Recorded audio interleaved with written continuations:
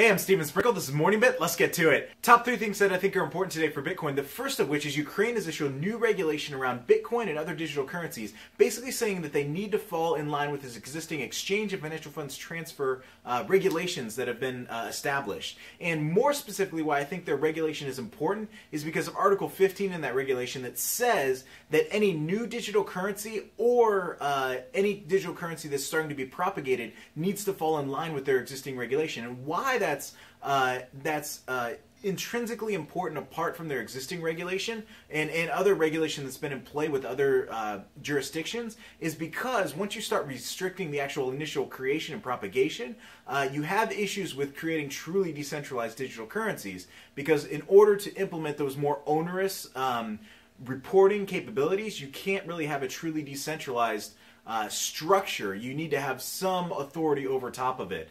So I think that's really crucial to understand the distinction of what Ukraine's doing with this regulation, because potentially that could become a hindrance in other nations as well if they start adopting similar policies. Thus far in the US, they still allow for the creation and propagation so long as it's not converted back to fiat. As soon as you convert to fiat and start doing that exchange, that's where they start putting the regulation in. So I'm watching this pretty closely. I'll link to an article that fleshes out more what's going on with Ukraine. Second thing I think is important today for Bitcoin, and that is how the exchange industry has largely disassociated itself from Mt.Gox. And specifically, there's a couple things here that I think are really important.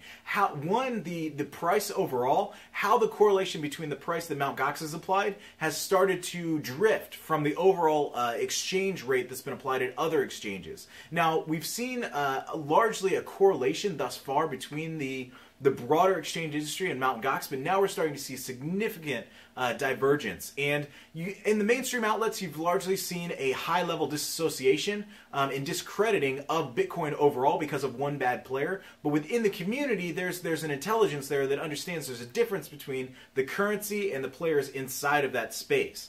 So that's a really positive thing about this disassociation that's going on. I encourage you to take a look at the link that I've included. It really fleshes out the events that have happened around Mt.Gox and how that's affected the overall exchange industry. It's really interesting.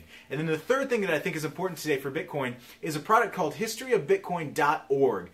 It is a really cool site that gives you a high-level overview of what's been happening with Bitcoin from the start to where it's at today. And this was actually referred to me by somebody who follows MorningBit on Twitter, Fernando Palladini. He has a project that's really similar, that's open source. So check his out, but it's really close to historyofbitcoin.org as well. He's going to potentially start implementing some features such as kind of a Wikipedia style adding and editing of the events. That could be really interesting. But check out both. I'll link to both below. Hope everybody had a great weekend. I'm still working on getting the logos back up. I've been incredibly busy with Eloquent Arbitrage, and we're really trying to get the round 1 alpha out the door. So I'll let you guys know when that happens. I hope everybody has a great day, and I'll see you tomorrow.